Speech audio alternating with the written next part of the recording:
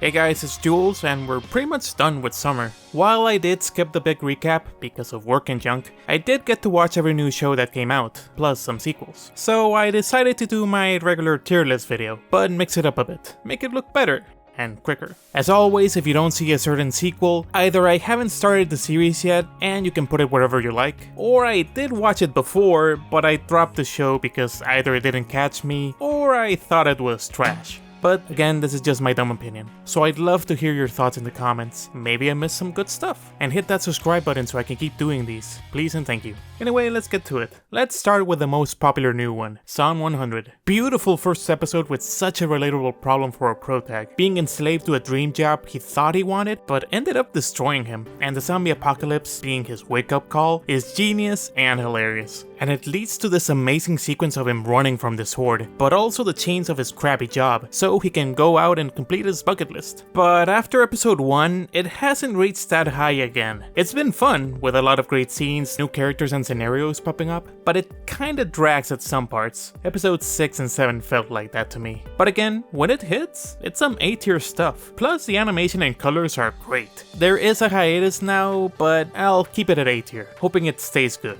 whenever it comes back. Oh, and it has an awesome ED, and a great OP after it got completed. Also on Netflix, My Happy Marriage was a big surprise. A romance story that takes place in a 19th century Japan where spirits and magic exist. Must protect girl Mio is exploited by her family and is sent to be wed to a quote-unquote terrible man, but ends up being exactly what she's needed. Animation and designs are beautiful. It nails the time period as well as the feel, and the magic part actually is a pivotal part to the story. So we get some nice effects and cool action sequences. The family being horrible does go a little Disney villain, and her hesitation does annoy me just a bit, but I'd easily recommend the show. Heck, even my mom picked it up. It's a solid anime with a wholesome theme, but with some bite as well. Top of A tier. The season had a lot of variety, but let's run down the few isekais real quick, and it's been okay. We do get the usual stuff you get with these shows, like the main protag being OP, being stuck with cute girls, leveling up and such, but usually with a twist. Basically my unique skill. But it's harmless. Guy starts weak, but every drop he gets from the monsters is S rank, and he power levels. It actually has some good feel moments since the guy died from crunch time, but it does feel repetitive by episode 5. Needs more oomph. But again, if you're looking for that, it's harmless isekai stuff. Can't say the same for the Great Cleric, where the guy also overworked, but he tries to use his business skills to advance in the new world.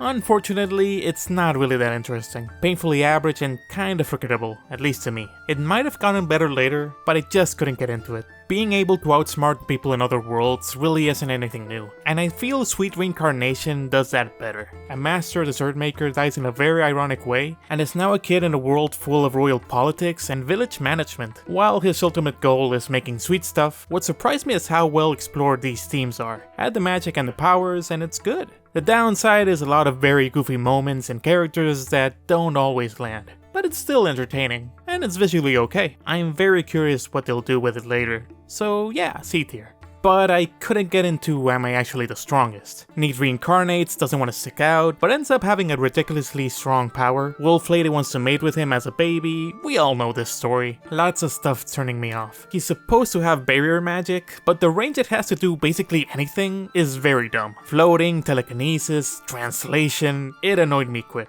It's nothing too bad, but I didn't want to continue watching. We got another villainous slash otome isekai, and honestly, this might be my favorite one so far. The girl is destined to be the main villain of the story, so yeah, she's gonna change how the story goes. But instead of doing it for herself, she actually does it to benefit other characters and the kingdom, so it comes off feeling very nice. And I like how we get to see the alternate timeline where her normal character is such a bitch. So it gets you pretty interested in how the story will change. A little too safe and childish in some parts, but it's pretty good. Solid stuff. B tier. Now, we've made it to the peak evolution of the genre, the vending machine isekai. The funniest thing is, it's not even that bad. A huge fan of vending machines dies trying to save one falling off a car, because of course, and revives as one himself. You'd think this wouldn't work, but they implement a lot of rules and guidelines. Leveling up depends on how much sales he gets. He can change what kind of machine he is, or what products he sells. They factor in mortality and durability, so it's pretty nuts how detailed it is. And while he can't speak normally, he uses the generic lingo to somehow get through these fantasy characters.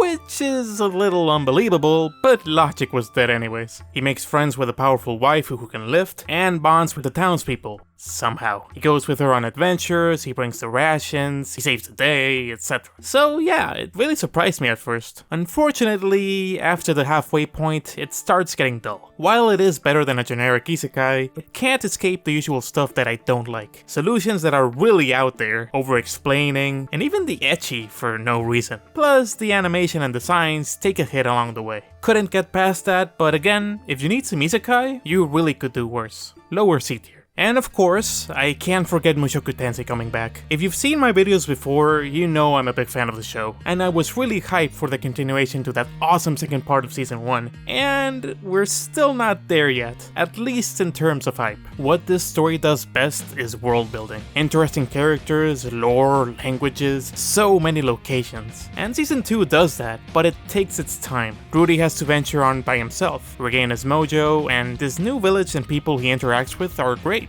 We got great action and character moments while still having the beautiful animation, but I felt that we were stuck there for a little too long, especially after Rudy got his issue. And this dysfunction he has really took center stage. And while I wasn't really expecting this, since I kinda thought he was gonna go past all this stuff, the story kept moving. We got the school, new and returning characters, and more lore going on, but a little slower than I'd hoped. This was gonna go on B tier, but what Mushoku does best is slap you with some crazy big moments out of nowhere, and they definitely have some in these past few episodes. I'm fully on board with the show still, and for now, it's A tier. There's a lot of stuff still, so let me do a quick rundown of some. Liar Liar was one of my most hyped shows before it aired, and honestly, might be my biggest disappointment. The idea of the protag having to constantly lie to appear more powerful in this game-based world is a good concept, but man, it turned out so boring. The games they play are super varied, but not in a good way. Every episode has a segment of them dumping exposition and rules, just for them to cheat in the end in the dumbest way. If you're patient, might be okay, but this goes down a lot. Atelier Ryza? Atelier Ryza is an anime based on the video game, and honestly, I didn't care enough to continue. It's low D tier for me, but maybe if you play the games, you might enjoy it. But at least the show knows what their strengths are. Yohane the Parhelion, on the other hand, is more worth it. It's an alternate fantasy world with the Love Life cast. I'm usually not big on mass-produced idol stuff, but the presentation of this show might interest you. It's the usual girl trying to find her place in the world, but add in wacky stuff. It's nothing insanely good, but it might pique someone's fancy, especially if you're a fan. If you needed a mecha, you only have Synduality Noir. And while the animation for the robots isn't anything amazing, I was pleasantly surprised with the world and characters. Boy finds a cyborg waifu who can power up his ship, and they start forming a bond. But they don't do the darling in the Franxx pose, so show bad. Fights are okay, but the characters make it fun, albeit a little on the generic lighthearted, goofy side. Plus we have the overused amnesia skit for the girl, and some episodes stop me from ranking it higher, but I've had fun, shockingly decent. Another one is Gene of AI, a show with a world where AI has been developed enough to have sentient androids and cyborgs, and how this affects the normal population, how they adapt, the moral and political implications, all that interesting stuff. It all connects to our main doctor who specializes in AI treatment. Downsides are that visually it's kinda bad, and the disconnect story-wise between episodes might turn people off. But again, I find the concept entertaining, especially with so many crappy AI videos everywhere. Classroom of Heroes is a typical fantasy show where an overpowered dumb guy is hidden in a school for heroes, but he can't help being OP and being flooded with cute girls and of course ecchi hijinks. While the designs and animation are fine, the typical pervy stuff is a bit much for me. But it does throw a lot of jokes and gags, and admittedly, some work. There's a part where a character gets an Evangelion story, and I was freaking shocked. Where did that come from? Might be for some, but not enough for me. But it gets top of D tier though. I wasn't really feeling level 1 Demon King at first, but the idea was perfect. The Demon King was defeated by the hero, but years later has been reincarnated as a pudgy, chibi girl, and is eager to see what's happened to the world and his rival, but is disappointed that now he's a full-on slob, with scandals to boot. But it falls victim to the same ecchi nonsense really quick. Another thing is that sometimes it feels aimless. Decide if you're gonna be goofy, serious, or a rom-com. It's kinda all over the place. But again, it's turn off your brain fun for the most part. Just can't put it higher. And Ayaka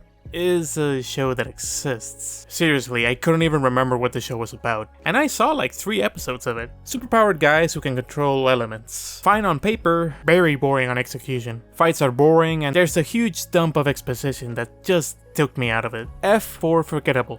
We got an adaptation of Rurouni Kenshin, a show about a former killer samurai who now wanders in peace, but obviously gets put to the test. While I didn't watch the 96 version, I'm really enjoying this one. Crazy action-packed fights combined with quirky, likable characters. Good colors, designs, and animation to boot. It does feel a little dated, but it's been fun. A good time all around. Speaking of, you know what Harry Potter was missing? A Japanese samurai girl, apparently. Yes, after Mashley went for the funny, 7 Spellblades really goes for the authentic magic school experience, but with the obvious anime twist. If you thought Hogwarts didn't care for their students, this school just plainly says 20% of them are gonna die. So they really hype up the danger part. Dungeons, labyrinths, hidden monsters, class wars, all that. Plus, the addition of them fighting with blades kinda sets it apart from the usual magic stick. Kinda. It still has its copycats, but the animation really tries. You can tell just from the opening it's putting its all. And while it does have a good start, with them expanding on the magical beast this world has, different spells and classes, what dwindles this down is the characters being too generic. There's a couple that interest me, but after the second half, meh. Some of the twists are just unnecessary. Just try to give these kids some personalities, don't just change them out of nowhere. But again, I see the vision, and I'd at least recommend you try it. Kinda hope it recovers somehow. Alright, let's go for some romance shows. Unfortunately, not all of them are amazing. My Tiny Senpai is supposed to be an office rom-com, but it's really just a high school setting in disguise. The small, but gifted, boss girl doesn't fit the senpai vibe at all. They try super hard to make her cute, and while some visual gags are fine, it gets repetitive quick. Double meaning jokes, sexy scenarios, all that. HR would have a field day here. It's the typical Project Number 9 show that mostly goes for the low-hanging fruit. It wishes it was My Senpai is Annoying. D tier. Temple isn't any better. Guy's dad was a womanizer, and his family's name is smeared because of it, so he decides to be his exact opposite. But uh-oh, now he's in this wacky situation with all these hot girls that immediately thirst for him. Oh boy. While I kinda like the protag's pure-hearted mission to stay a virgin, this show is just empty fanservice. Animation and designs are meh, the ecchi scenes are way over the top, and even the voice acting is kinda off. Just Mrs. F tier, since some jokes got a laugh from me, even if ironically. Now we get to the big one. The girl I like forgot her glasses, had a lot of talk even before airing, since the studio that made it is Gohan's. And yeah, some of these camera angles are so wacky. Using them for simple walking scenes was a bit much. Apart from that, visually it's fine, and the concept itself is simple. Girl forgets her glasses, guy falls for her, rinse and repeat. And that's where I had my issues. Almost every romantic scenario depends on this girl forgetting her damn glasses. Sometimes they're broken, so understandable, but once they're fixed, she still forgets them. What the heck are you doing? You're blind as a bat. And it annoys me even more that they try to make her super confident about what she does and sees when she just can't. And don't get me started on the guy. It's okay to feel nervous with the girl you like and sing her praises, but this guy is down bad. We got it, you're a simp. Shut up and do something about it. Don't get me wrong, I usually love the young love rom-com where the girl makes the guy flustered, but unlike other better shows, this one is so hooked on the glasses thing, which again, just annoys me on how forced it is, in the sense that there's such a simple solution. I couldn't keep up. I know a lot of people enjoyed it, and admittedly the visuals are pretty good when it's not going crazy, but I can't personally put this higher than bottom C. Please don't hate me. Saint Cecilia and Pastor Lawrence, on the other hand, is way more up my alley. A pastor is serving a waifu saint, and she develops feelings for him, but the pastor is way too noble and dumb to notice it. Very simple anime, but also very cute and warm. I love the color scheme, the characters, and the relationships. Plus, the opening is by Claris, so I was immediately on board. But that same simplicity does make it less appetizing than the other shows. It's a bit too sweet. I love seeing it, but I can't say it's binge-worthy, you know? I'll keep it at the top of C tier, but I still really like it. What am I missing? I really didn't like this show. School famous stalker almost gets decked by a soccer ball and just suddenly decides to leave the girl alone, which weirds everybody out and makes the girl want the attention back, even though she just said she was annoyed by it. I don't know, the cast itself really annoyed me quick. Guy is a spaz, girl is just a typical Soon, and the class acting like they were a thing when the girl clearly said they weren't just made me cringe. Maybe I'm overreacting and I got to it in a bad mood and maybe it got better or something, but I just really disliked it in my first viewing. If you liked it, let me know, but it's my last place on the list. Easily skippable. Let's run down the sequels. Sugar Apple Fairy Tail keeps being a good shoujo anime with a charming cast and a lot of challenges given to our main girl. It's crazy how she can't catch a break, but I really like her growth throughout the season. It's still on par with season 1, and it keeps expanding on this interesting world. B tier.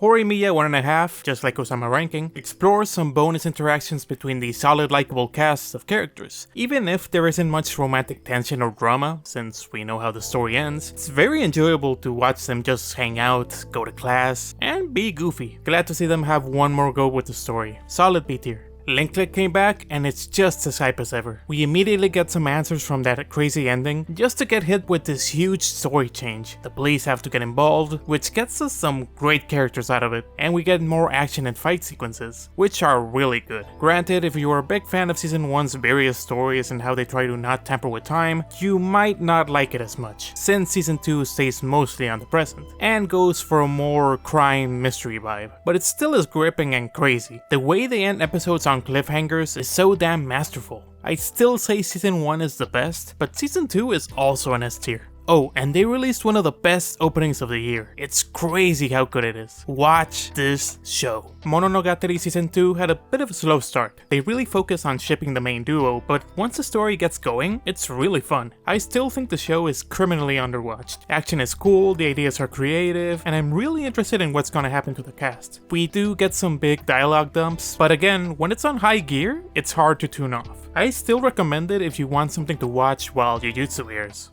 Speaking of, holy crap Jujutsu Kaisen. Yeah, the show is still ongoing and there's a lot of episodes missing because of the hiatus, but come on, you know it's S tier.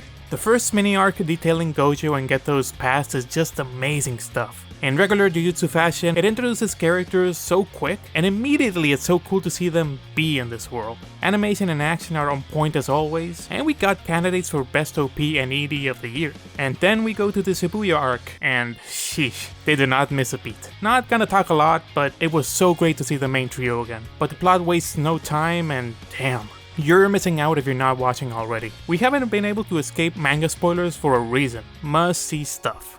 And we have the last few new ones. The Masterful Cat is the best Gohan's anime from summer, no contest. A very comfy show about a sloppy woman and her freakishly large black cat who takes care of her, as in he cleans, cooks, shops, separates the trash. It's very funny. You'd think that would make the girl unlikable, but the dynamic they have is very wholesome and nice enough to make me enjoy her. Plus the cat is really pulling for her to grow, which again is very warming to watch. Plus the gags and jokes are genuinely funny. The nitpick would be that it tends to be a little repetitive, and a few skits overstay their welcome. But it's tough not to appreciate this show, especially with such a quirky premise. And the animation and designs are really nice. Every time I see the ending sequence, just warms my heart with the 2D animation, the song, and how they show the girl saving the cat first, and how he does the same for her after. It's such a nice watch. Dark Gathering, on the other hand, goes full on creepy. Just in time for spooky season, we get the story of a pair of young adults who got cursed, and their adventures with this really unsettling girl whose goal is to capture Ghost in order to save the soul of her long-lost mom, which leads to them going into haunted areas and getting the scaredy cat main guy in trouble just to help her cause. She's kinda screwed up, but I really like how the show just goes with the premise, and how it doesn't shy away from some dark stuff. Good visuals that manage to create some unsettling scenes, which are not super scary, but it's disturbing enough to make you react, all while mixing in some funny bits here and there. This is what I was hoping Miruko-chan would do, but didn't since they focused more on other stuff. A big surprise for me, since I'm not a horror fan, but I'm really intrigued to see what they're gonna do in the second half. Solid A tier stuff. Helck is fun. The Demon Realm is having a tournament to see who the next Demon Lord will be, but in comes Helck, the brother of the legendary hero who defeated him. So tension flies with our very quirky cast of demons and the red-headed boss being skeptical. But Helck insists he hates humans, all while being very energetic and happy. He's OP,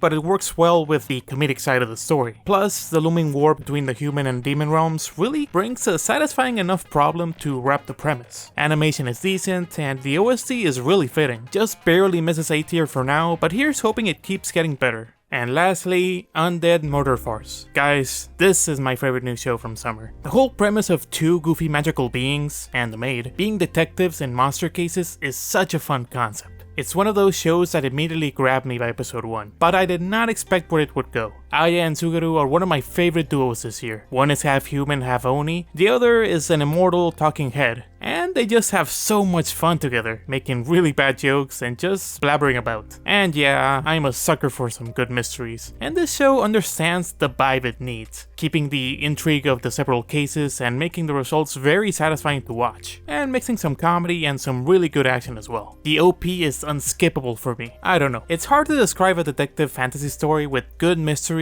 and fights, all while bringing in Sherlock freaking Holmes and vampires, just to name some. I can't do it justice. If you're as much a fan of Vanitas no Carte as I am, and of whodunit stories, you're gonna love this. And I'm gonna freak if this doesn't get a season 2. S tier, just behind Jujutsu. And that's my tier list. Overall, summer was an interesting season. Might have lost steam compared to a strong spring, but some good gems came out, and the sequels did not disappoint. Really glad to have seen these and shared my opinion with you guys. Let me know below what was your favorites. And again, sorry if I've been a little quiet these past months. Work and real life stuff have really stopped me from doing more videos, but I'm planning to make new stuff that might come out quicker. So please sub if you'd like to stay updated. And as always, thank you. Here's hoping fall is awesome. It's been Jules, hope you have a great one, and I'll see you all for the next one.